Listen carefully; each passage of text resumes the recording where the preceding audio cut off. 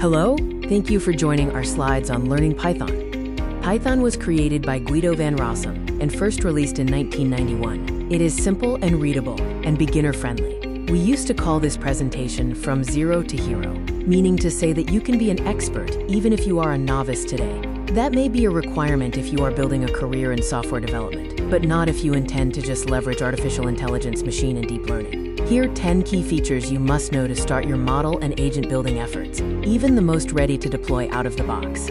OOB Agents Builder expects some scripting, typically in Python. Having said that, is Python the only way? Well, no. This site has been built on C#.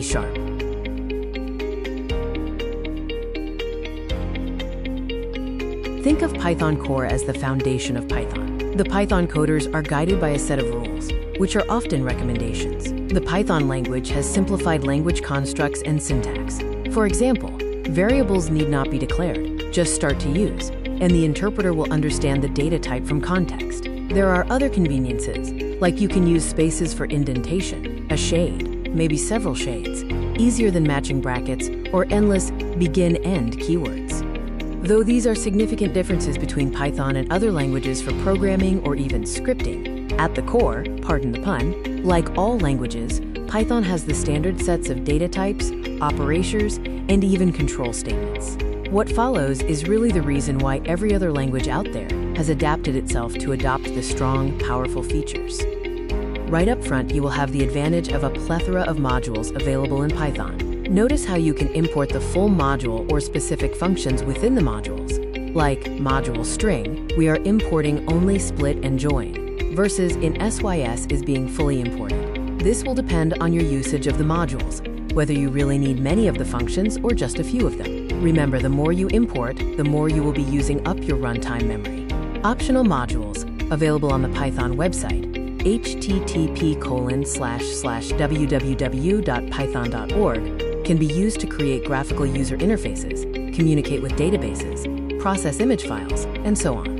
This structure makes it easy to get started with Python, learning specific skills only as you need them, as well as making Python run more efficiently by not always including every capability in every program.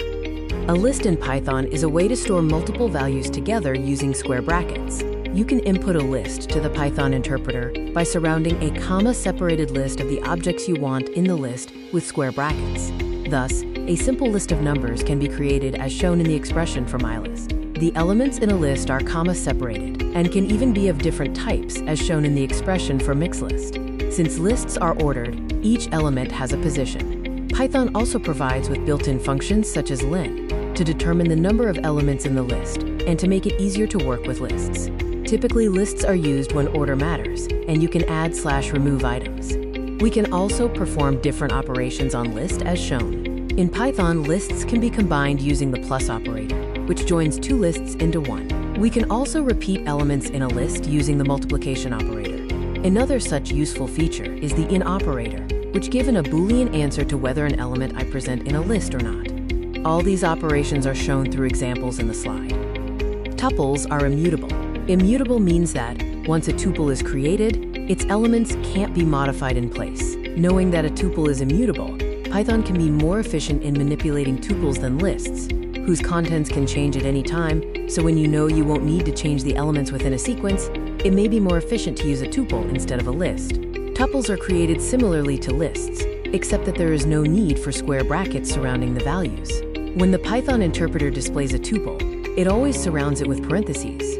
You can use parentheses when inputting a tuple, but it's not necessary unless the tuple is part of an expression. This creates a slight syntactic problem when creating a tuple with either 0 or 1 element. Python will not know you're creating a tuple and cause a type error as shown. To let the Python interpreter know it's a tuple, you need to add a comma after the single element tuple, just like it is shown in the example. Dictionaries in Python store data in the form of key-value pairs. Instead of being indexed by integers like lists or tuples, they can be indexed by a unique key that is any immutable object, such as strings or tuples. This makes it easier to retrieve specific information, such as looking up a phone number using a person's name. For example, we could store phone numbers as tuples inside a list, with the first tuple element being the name of the person and the second tuple element being the phone number as shown in the slide. However, To find, say, Sue's phone number, we'd have to search each element of the list to find the tuple with Sue as the first element in order to find the number we wanted. This is clearly indicated in the given example. A few key characteristics of sets are that they are unordered, no duplicate elements are permissible, duplicates are automatically removed even if inadvertently added in, and of course, they are mutable and can be modified. Interestingly, sets are very much like the sets which you may have encountered in a class 8. Mathematics and operators are same. For example, you can have an union and intersection of sets, even the difference of sets, which one may not be so well versed in. If set A equals 1, 2, 3, and B equals 3, 4, 5, the different AB is 1, 2. Symmetric difference of two sets results in a resultant set with common elements not present. Functions in Python are reusable blocks of code that can take inputs, perform a task, and optionally return a value. Functions are just one more type of object. Thus, you can assign a function to another name, store them in lists or tuples, pass them to other functions, and so on. In the example shown, the function is created by the def keyword with the name Adam. It takes a list, loops through each element, adds them together, and returns the total sum. This clearly shows how the function accepts input, performs a task, and produces an output. Python can handle files using file objects created by using the open function. The open function takes between 1 and 3 arguments. The first, which is the only required argument, is the name of the file to open. The second is a string, which describes the actions that you plan to do to the file, as illustrated in table. If you do not provide a second argument, the default is R, that is, the file is opened for reading. Finally, the optional third argument specifies information about how the file should be buffered. A value of 0 means no buffering, a value of 1 means line buffering, and any other positive value indicates the size of the buffer to be used. The table represents the various modes such as read, write, append to open the file.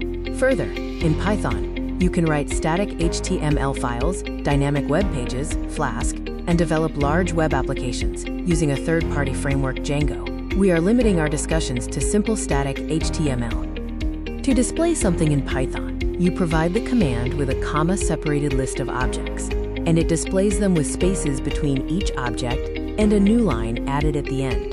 The print command is capable of producing a printed representation of any type of Python object, but does not provide much control over the appearance of the output. Since the write method does not append a new line character to each line which it writes to a file, it is often inconvenient to convert a program which uses the print statement, which does append new lines, to one which will direct its output to a file. To make this easier, an extended form of the print statement was introduced in version 2 of Python. After opening the file in write mode, we can send printed output directly to it. To do this, we first create a file object in write mode and print the message to that file as displayed on the screen using an example. One of the important features of Python is error handling and exceptions. As displayed on the screen with the example, the try and except block allows to handle unexpected errors that might show up during execution. Regular expressions are a special way of defining, searching for, and modifying patterns which appear in text. They can be used to describe patterns such as a number followed by a capital letter, followed by a character that's not a dash. Regular expressions in Python are strings containing 3 different types of characters: literal characters, which represent a single character, character classes, which represent one of several different characters, and modifiers, which operate on characters or character classes like shown on the screen. The given tables showcases common escape sequences, which represent predefined character groups, and also the modifiers that can be used to match to a string. The regex for Aadhaar card pattern match is shown as caret, which has the modifier indicating starting with digits, and then 12, exact 12 digits, and of match dollar. As shown on the slide, before testing a regular expression multiple times, we can compile it using re.compile for better efficiency. The re module provides 3 functions to test for the presence of a regular expression in a string. The function match looks for a regular expression at the beginning of a string. The function search looks for a regular expression anywhere in a string. Find all, rather than returning a match object, it returns a list containing the patterns which actually match the regular expression. The example given shows how to use remodule in our program in a single line or multiple lines. The charts provided show the common regular expression symbols and what they mean. Traditionally or initially, Python was used as a scripting language to do regression or useful utilities. And like all useful tools, reporting is very much a part of the scope. Maybe share information with colleagues and management. Here are ways to report via email and by writing out PDF files.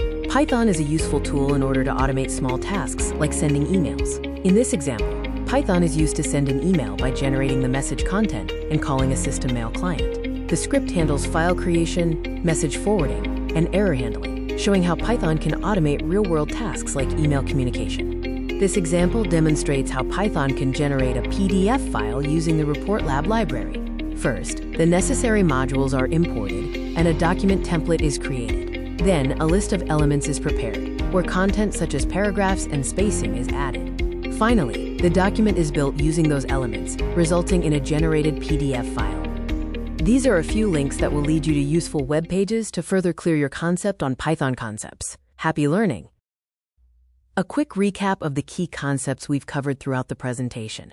It summarizes the main features and strengths of Python, including its simplicity, flexibility, ecosystem, and wide range of applications. You can go through these points again to reinforce your understanding and remember the core ideas we discussed.